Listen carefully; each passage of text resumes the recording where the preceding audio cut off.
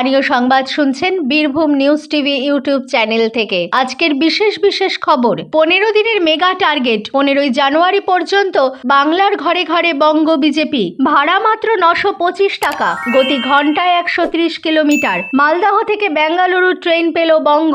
দেশ জুড়ে করোনা আক্রান্ত 743, 4 রাজ্যে মৃত্যু বেশ কয়েকজনের। ভয়াবহ অগ্নিকাণ্ড গ্লাভস তৈরির কারখানায়, ঝলসে মৃত্যু 6 শ্রমিকের। আসছি বিস্তারিত খবরে। 15 দিনের টার্গেট। রাজ্যের কোনায় কোনায় রাম নাম পৌঁছানোর সঙ্গে জনসংযোগের মাধ্যম হিসেবে ঘর ঘর যাত্রা কর্মসূচি পালন করবে রাজ্য বিজেপি। বছর ঘুরলেই অযোধ্যায় রাম মন্দিরের মেগা উদ্বোধন। 22 জানুয়ারি প্রধানমন্ত্রী নরেন্দ্র মোদীর হাত ধরে উদ্বোধন হতে চলেছে রাম মন্দিরের। মেগা উদ্বোধনের অপেক্ষায় গোটা দেশ। ইতিমধ্যেই আজ শনিবার অযোধ্যায় পৌঁছে বিমানবন্দর, রেল স্টেশন উদ্বোধন সহ ঠাসা কর্মসূচিতে অংশ নেন প্রধানমন্ত্রী। আর এবার রাম মন্দিরের উদ্বোধনের আগে ভগবান রামের মহিমা বাংলার প্রতিটি কোনায় পৌঁছে দিতে চাইছে বঙ্গ বিজেপির নেতৃত্ব। ঘর ঘর যাত্রায় অংশ নেবেন বিজেপির নেতা কর্মীরাও। 1 জানুয়ারি থেকে শুরু হবে বাংলায় বিজেপির নেতা কর্মীদের ঘর ঘর যাত্রা কর্মসূচি। চলবে 15ই জানুয়ারি পর্যন্ত। মালদহ টাউন স্টেশন থেকে যাত্রা শুরু হয়ে গেল বহু প্রতীক্ষিত অমৃত ভারত এক্সপ্রেসের। রাজ্যের প্রথম অমৃত ভারত এক্সপ্রেস পেল মালদা। অযোধ্যা থেকে এই ট্রেনের উদ্বোধন ঘোষণা করেন প্রধানমন্ত্রী নরেন্দ্র মোদী। 22 কামরার এই ট্রেনে 7টি সাধারণ কামরা, 13টি স্লিপার কোচ অর্থাৎ শয়নযান থাকছে। 42 ঘন্টায় ট্রেনটি মালদহ টাউন স্টেশন থেকে ছেড়ে পৌঁছবে দক্ষিণ ভারতের বেঙ্গালুরুতে। আপাতত সপ্তাহে একদিন এই পরিষেবা, পরে দিন সংখ্যা বাড়ানো হতে পারে বলে রেলের খবর। বীরভূম নিউজ টিভি ইউটিউব চ্যানেলের তরফ থেকে করোনা ভাইরাসের সংক্রমণের হাত থেকে নিজেকে সুস্থ রাখতে মাস্ক ব্যবহার সহ যথাযথ নিরাপত্তা ব্যবস্থা নিতে অনুরোধ করা হচ্ছে। বছর শুরুর আনন্দের মুখে ফের কোভিড কাটা। নতুন করে কলকাতা ও সংলগ্ন এলাকায় খোঁজ মিলল করোনা আক্রান্তের।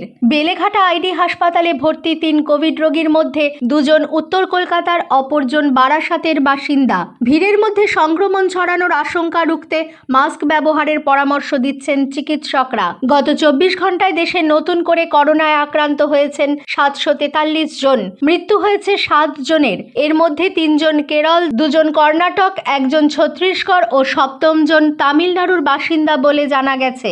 সক্রিয় রোগীর সংখ্যা বেড়ে হয়েছে 3997। এর মধ্যেই বুধবার দিল্লিতে প্রথমবার এক আক্রান্তের শরীরে মিলেছে J1 ভাইরাস। গতকাল পর্যন্ত দেশে 109 জনের শরীরে করোনার নতুন সাব ভ্যারিয়েন্টের সন্ধান মিলেছে। হু জানিয়েছে, গত 1 মাসে গোটা বিশ্বে করোনার দাপট বৃদ্ধি পেয়েছে 52%। নিয়মিত খবরগুলি শুনবার জন্য ভিডিওর নিচে থাকা সাবস্ক্রাইব বাটনটি ক্লিক করুন এবং পাশে থাকা বেল আইকনটি ক্লিক করতে ভুলবেন না। মাঝরাতে ভয়াবহ অগ্নিকাণ্ড গ্লাভস তৈরির কারখানায়, ঝলসে মৃত্যু হলো অন্তত 6 জন শ্রমিকের। সেই সময় তারা ওই কারখানায় ঘুমিয়েছিলেন। আচমকা আগুন লেগে যাওয়ায় সেখান থেকে বেরিয়ে আসার সুযোগ পাননি। শনিবার গভীর রাতে মহারাষ্ট্রের ঔরঙ্গাবাদের ছত্রপতি শম্ভুজিনগর এলাকার ওই কারখানায় আগুন লেগে যায়। সেই সময় কারখানায় ছিলেন অন্তত 10 থেকে 12 জন শ্রমিক। আগুন লাগার খবর পেয়ে ঘটনাস্থলে পৌঁছয় দমকলের বেশ কয়েকটি ইঞ্জিন। আটকে পড়া শ্রমিকদের উদ্ধার করার চেষ্টা চালায় তারা। কয়েকজনকে বাইরে বার করে আনা গিয়েছে, তবে 6 জন ভেতরে আটকে পড়েছিলেন, তাদের বাঁচানো যায়নি। বিল মেটাতে না পারায় গত বছরের এপ্রিল মাসে কেটে দেওয়া হয়েছিল লাইন।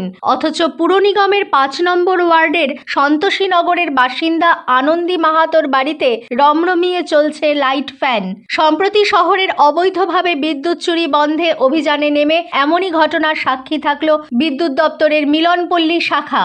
ইতিমধ্যে গোপন সূত্রের ভিত্তিতে অভিযান চালিয়েছে বিদ্যুৎ দপ্তরের একটি দল। ওই বাড়ি মালিকের বিরুদ্ধে থানায় অভিযোগ দায়ের করেছে বিদ্যুৎ দপ্তর। এদিকে শহরের 15 নম্বর ওয়ার্ডের স্বামীজি সরণির এক অ্যাপার্টমেন্টে গোপন সূত্রের ভিত্তিতে অভিযান চালিয়ে 4 জনের বিরুদ্ধে চলতি সপ্তাহে শিলিগুড়ি থানায় অভিযোগ দায়ের করেছে বিদ্যুৎ দপ্তরের হাকিমপাড়া শাখা। পঞ্চায়েত নির্বাচনের পর থেকে বন্ধ হয়ে পড়ে থাকা তৃণমূল কার্যালয় খুলতে নেতা এবং কর্মীদের নিয়ে কুচবিহারের ভেটাগুড়িতে গিয়েছিলেন উত্তরবঙ্গ উন্নয়ন মন্ত্রী উদয়ন গুহ। আর তা নিয়ে ব্যাপক উত্তেজনা ছড়ালো এলাকায়। পড়ল বোমা। অশান্তির অভিযোগে একে অপরকে দুষল তৃণমূল এবং বিজেপি। হলো মিছিলের পর পাল্টা মিছিল। উদয়নের দাবি, অনেকবার বলার পরও কাজ হয়নি। পুলিশের উপর ভরসা হারিয়ে তাই নিজেরাই দলীয় কার্যালয় খোলার সিদ্ধান্ত নেন তারা। কিন্তু দলীয় কার্যালয় খুলতে গেলে বাধার মুখে পড়েন তারা। তাদের লক্ষ্য করে বোমাবাজি করে বিজেপি আশ্রিত দুষ্কৃতীরা। অন্যদিকে স্থানীয় বিজেপি নেতৃত্বের অভিযোগ, বহিরাগতদের নিয়ে এসে এলাকা উত্তপ্ত করেছেন মন্ত্রী নিজেই। সব মিলিয়ে উত্তেজনা চরমে ঘটনাস্থলে পুলিশ। বস্তুত পঞ্চায়েত নির্বাচনের পর থেকেই উত্তপ্ত দিনহাটার ভেটাগুড়ি এলাকা। তার ছেলেকে খুনের ষড়যন্ত্র করছে ইন্ডিয়ান সেকুলার ফ্রন্ট, এমনই অভিযোগ করে নিরাপত্তার জন্য মুখ্যমন্ত্রী মমতা বন্দ্যোপাধ্যায়ের দ্বারস্থ হয়েছেন ভাঙড়ের প্রাক্তন বিধায়ক তথা তৃণমূল নেতা আরাবুল ইসলাম। শাসক দলের এই বিতর্কিত নেতার আতঙ্কের কথায় অবশ্য পাত্তা দিতে নারাজ নওশাদ সিদ্দিকীর দল। আইএসএফ একে আরাবুলের প্রচার পাওয়ার কৌশল বলেই মনে করছে। অন্যদিকে আরাবুল জানাচ্ছেন, ছেলে এবং তার আরও নিরাপত্তার প্রয়োজন। শনিবার আরাবুল বলেন, আমার ছেলে হাকিমুল ইসলামকে মেরে ফেলা টার্গেট করছে আইএসএফ, তাই নিরাপত্তার জন্য মুখ্যমন্ত্রীর কাছে চিঠি দেব। তিনি দাবি করেন, পঞ্চায়েত নির্বাচনের পর থেকেই তৃণমূল নেতা আরাবুলের প্রাণহানির আশঙ্কা হয়েছে। প্রধানমন্ত্রী নরেন্দ্র মোদী আজ আকাশবাণীতে মন কি বাত অনুষ্ঠানে তার চিন্তাভাবনা দেশ বিদেশের মানুষের সঙ্গে ভাগ করে নেবেন। এটি হবে মাসিক এই বেতার অনুষ্ঠানের 108তম পর্ব। অনুষ্ঠানটি আকাশবাণী এবং দূরদর্শনের সবকটি চ্যানেল, AIR নিউজ ওয়েবসাইট এবং নিউজ সোনিয়ার মোবাইল অ্যাপে সকাল 11টায় সম্প্রচারিত হবে। AIR news, DD news, PMO এবং তথ্য সম্প্রচার মন্ত্রকের ইউটিউব চ্যানেলগুলিতেও সরাসরি সম্প্রচার করা হবে মন কি বাত। হিন্দি সম্প্রচারের পরপরই আঞ্চলিক ভাষায় অনুষ্ঠানটি সম্প্রচার করা হবে। আঞ্চলিক ভাষার সম্প্রচার রাত 8টায় পুনরায় শোনা যাবে। আসন্ন লোকসভা নির্বাচনে পশ্চিমবঙ্গের 42টি আসনে দলকে নেতৃত্ব দেবেন বিজেপির রাজ্য সভাপতি সুকান্ত মজুমদার। গতরাতে দিল্লিতে বিজেপি সদর দপ্তর থেকে প্রকাশিত এক বিজ্ঞপ্তিতে তার নাম জানানো হয়। এতে বলা হয়েছে, জলপাইগুড়ি জেলায় সুকান্ত বাবুকে সাহায্য করবেন নিত্যানন্দ মুন্সি। ওই জেলায় যুগ্মভাবে দায়িত্বে থাকছেন আনন্দময় বর্মন। কোচবিহারের দায়িত্বে থাকবেন অমিতাভ মৈত্র। আলিপুরদুয়ার জেলার দায়িত্ব দেওয়া হয়েছে সুশীল বর্মনকে, তাকে সাহায্য করবেন সুশান্ত রাভা। দার্জিলিং এর দায়িত্ব থাকছে বিশাল লামার, তাকে সাহায্য করবেন শুক্রা মুন্ডা ও গোবিন্দ রায়। আজ 31শে জানুয়ারি 2023 সালের শেষ দিন। এই দিনকে কেন্দ্র করে ইতিমধ্যেই শহর জুড়ে উৎসবের মেজাজ চোখে পড়ছে। বিভিন্ন রেস্তোরাঁ, ক্লাব ও ডিস্কো থেকে দিনটি পালনের জন্য বিশেষ ব্যবস্থা নেওয়া হয়েছে। কলকাতা পুলিশ মদ্যপ অবস্থায় গাড়ি বা বাইক চালানো রুখতে কড়া হাতে ব্যবস্থা নেবে বলে আগেই জানিয়েছিল। আজ সকাল থেকে শহরে নাকা চেকিং শুরু হয়েছে। পার্ক স্ট্রিট ও ধর্মতলা অঞ্চলে ভিড় সামাল দিতে ড্রোনের ব্যবহার করা হতে পারে বলেও পুলিশ সূত্রে খবর। চিড়িয়াখানা, ভিক্টোরিয়া, ইন্ডিয়ান মিউজিয়ামে ভিড় সামাল দিতে বিশেষ বন্দোবস্ত করা হয়েছে। অনুমতি ছাড়াই বার এবং পাব চালানোর অভিযোগে 10 জনকে গ্রেপ্তার করল শিলিগুড়ি মেট্রোপলিটন পুলিশের স্পেশাল অপারেশন গ্রুপ। শনিবার রাতে শিলিগুড়ি সেবক রোডের কসমস মলের কাছে একটি পাবে হানা দিয়ে 2 ম্যানেজার, বাউন্সার এবং জনাকয়েক গ্রাহককে গ্রেপ্তার করা হয়েছে।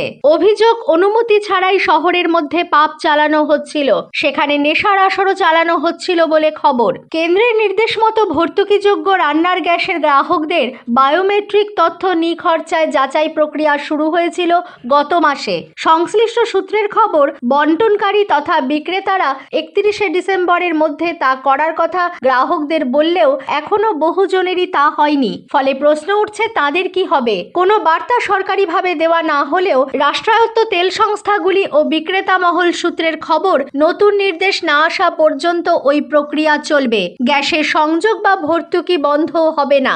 এ নিয়ে আতঙ্কের কিছু নেই। রাম মন্দির উদ্বোধনের আগে অযোধ্যায় গিয়ে শনিবার বিমানবন্দর এবং রেল স্টেশন উদ্বোধন করে এসেছেন প্রধানমন্ত্রী নরেন্দ্র মোদী। সঙ্গে ছিল একাধিক কর্মসূচি। এর ফাঁকেই কেন্দ্রীয় প্রকল্পের সুবিধাপ্রাপ্ত এক গ্রাহকের বাড়িতে ঢুকে কয়েক মিনিট আড্ডাও দিয়েছেন প্রধানমন্ত্রী। আচমকা তাকে বাড়িতে ঢুকতে দেখে আকাশ থেকে পড়েন ওই বাড়ির সদস্যেরা।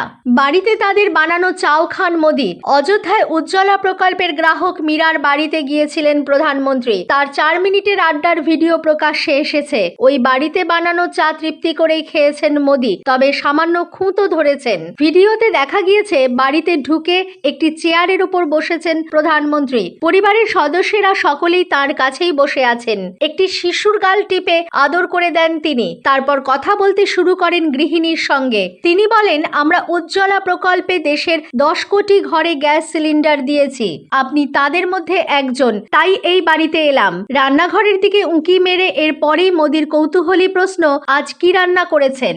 আসছি আবহাওয়ার খবরে। আলিপুর আবহাওয়া দপ্তর সূত্রে জানা গেছে, আজ ও আগামীকাল অর্থাৎ 2024 সালের প্রথম দিন সকালে কুয়াশা থাকবে, তবে সর্বনিম্ন তাপমাত্রা থাকবে স্বাভাবিকের থেকে বেশি। আজ সকালে কলকাতার সর্বনিম্ন তাপমাত্রা রেকর্ড করা হয়েছে 16.6 ডিগ্রি সেলসিয়াস, যা স্বাভাবিকের চেয়ে 3 ডিগ্রি বেশি। স্থানীয় সংবাদ শেষ হলো।